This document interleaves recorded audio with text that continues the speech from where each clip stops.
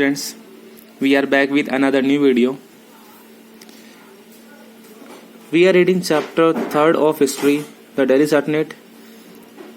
We had read about 5 dynasties who ruled over Delhi Sultanate, their administration, उनका प्रशासन कैसा था, और अब हम रीड करेंगे their revenue system. Revenue means आमदनी. दिल्ली सल्तनत का आमदनी कैसे होता था, सोर्स ऑफ इनकम क्या थे. Let's read. Land was the most important source of revenue. Revenue पाने का सबसे मोस्ट इम्पोर्टेंट सोर्स था लैंड. खराज was collected as a share of the agriculture produce. Agriculture production का एक शेयर होता था लैंड रेवेन्यू, जिसको खराज भी बोला जाता था. Alauddin Khilji had land reassessed. Alauddin ने जमीन को फिर से रीअसेस्ट किया था. He fix the rate for revenue at half of the peasants produce. Peasant का जो प्रोड्यूस होता था उसका हाफ फिक्स किया था रेवेन्यू को. Alauddin paid the soldiers fix salaries in cash. Soldiers को सैलरी भी कैश में दिया करता था Alauddin. So in most places, revenue had to be paid in cash, and the peasants had to sell their produce to be able to pay the revenue.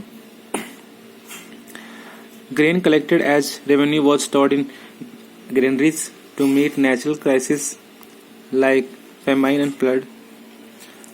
तो अनाजों को granaries में स्टोर किया जाता था एज ए रेवेन्यू. बड़े बड़े भंडार गृहों में उनको स्टोर किया जाता था ताकि नेचुरल डिजास्टर जैसे कि नेचुरल क्राइसिस जैसे कि फेमाइन या फ्लड के समय में उनका इस्तेमाल हो सके. इक्तास क्या होता था. इल्तुतमिश ग्रांटेड लैंड्स कॉल्ड इक्तास to member of his army. अपनी आर्मी के मेंबर्स को कुछ जमीन दी जाती थी इल्तुतमिश के द्वारा, और उसी को इक्ता बोला जाता था. उस जमीन के टुकड़े को इक्ता बोला जाता था, और जो उस इक्ता का मालिक होता, इक्ता जिसके पास होता, उसको इक्तेदार बोला जाता था.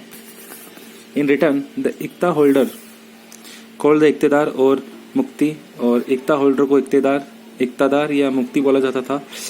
Had to give the sultan military help in times of war. और वो इक्तेदार सुल्तान को वॉर के समय में, युद्ध के समय में अपनी तरफ से मिलिट्री हेल्प देता था, सैनिकों की सहायता देता था. द मुक्ति was answerable to the sultan and his इक्ता was transferable. सुल्तान को आंसरेबल होता था, यानी कि सुल्तान की प्रति उसकी जवाबदेही होती थी, और सुल्तान उस इक्ता को एक इक्तेदार से दूसरे इक्तेदार में ट्रांसफर भी कर सकता था. He collected revenue from his इक्ता to meet the cost of administration and the cost of maintaining his troops and horses.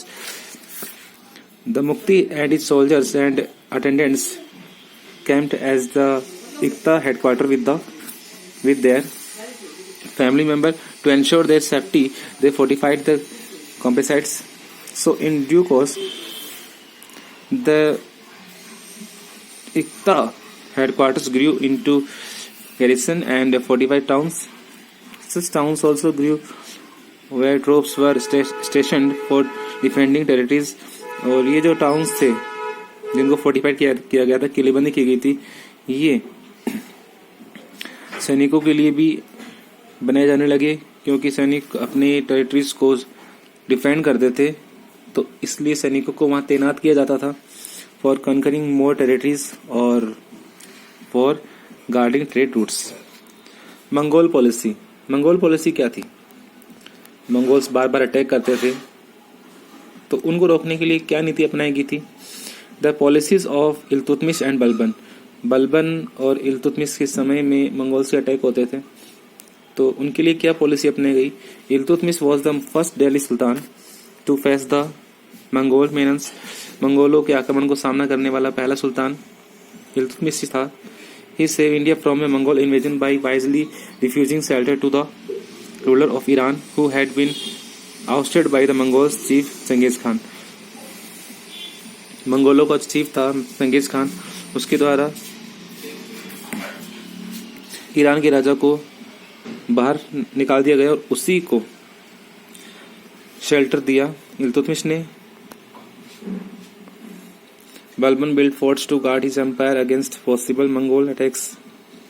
Alauddin Khilji policies. अब अलाउद्दीन खिलजी की पॉलिसीज क्या थी?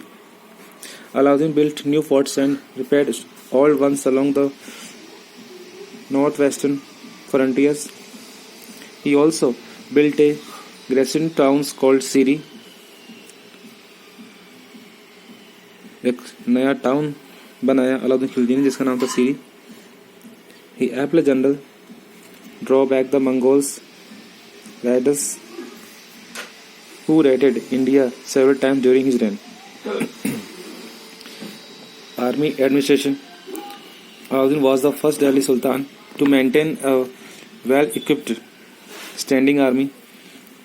अलाउद्दीन खिलजी पहला ऐसा सुल्तान था जिसने एक बहुत ही अच्छी well equipped standing army maintain की। He paid his soldier in cash and gave them imported horses of good breed. The horses were branded to prevent theft. A detailed description of each soldier was kept to prevent substitution। Economic measures। Economic measures क्या थे? Alauddin fixed the prices of all essential goods so that soldiers and other salaried people could afford to buy these goods। Alauddin ने हर essential goods, हर जरूरत की चीज को की price को fix कर दिया था ताकि हर सोल्जर और दूसरे लोग जिनको सैलरी मिलती है वो इन चीजों को अफोर्ड कर सके, खरीद सके। Weights and measures for standardized and cheating was severely punished. अगर कोई चीटिंग करता था तो उसको पनिशमेंट दी जाती थी। These measures benefited the soldiers as well as the general people. आम लोगों के साथ साथ सोल्जर्स को भी इन सभी का बेनिफिट मिला। Now Mohammad bin Tughlaq policies. मोहम्मद बिन तुगलक की पॉलिसीज क्या क्या थी? Shift of capital. उसने सबसे पहले उसका जो काम सुनने में आया तो उसने क्या किया था, अपनी कैपिटल को शिफ्ट किया। Let's read. Mohammad bin Tughlaq decided to shift his capital to a place safe from Mongols attack. मंगोलों के अटैक से बचने के लिए उसने अपनी कैपिटल को एक सेफ जगह, एक सुरक्षित जगह है, शिफ्ट करने का डिसाइड किया। He choose Devagiri in the Deccan and renamed it Daulatabad. Deccan में उसने अपनी कैपिटल देवगिरी को चूज किया जिसका आगे चल के नाम चेंज किया गया Daulatabad. He built a road to help nobles and officials shift to new capital। और नई रोड भी बनाई ताकि नॉबल्स और दूसरे और जो ऑफिसर्स हैं वो उस नई कैपिटल में मूव कर सकें, शिफ्ट कर सकें। But when he realize that he could not control the north western frontier from Daulatabad, he shifted the capital back to Delhi। लेकिन जब उसको लगा, उसको महसूस हुआ कि वो नॉर्थ वेस्ट फ्रंटियर पे कंट्रोल नहीं कर पा रहा है, दौलताबाद से नॉर्थ वेस्टर्न फ्रंटियर पे अपना कंट्रोल नहीं कर पा रहा, तो उसने फिर से अपनी कैपिटल दिल्ली में शिफ्ट कर ली। पहले शुरुआत में क्या किया था, दिल्ली से दौलताबाद अपनी कैपिटल शिफ्ट की, फिर वापस से दौलताबाद से दिल्ली अपनी कैपिटल शिफ्ट की।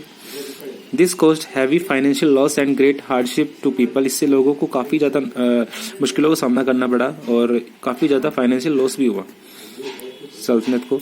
The sultan also lost control over the Deccan after shifting back to Delhi. सुल्तान को भी काफ़ी लॉस हुआ इस वजह से। Standing army.